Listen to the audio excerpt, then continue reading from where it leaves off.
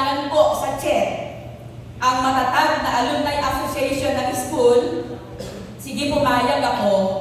At ang kauna-unahang presidente po natin at pinakiusapan ko, sumalangit na may kaluluwa, ay si Ma'am Paz Lucena.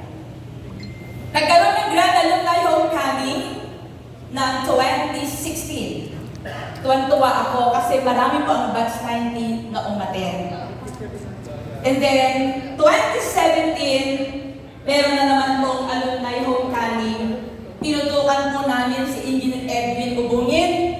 Alam na alam po nila Ted, kasi talagang hinatak namin. And thank you kay Sir isa sa part yan, si Sir Ariel, na nabuo po ang Alumni Association. So, hindi na po nakatanggi si Engineer Edwin Ubungin para tanggapin na nanalo siyang presidente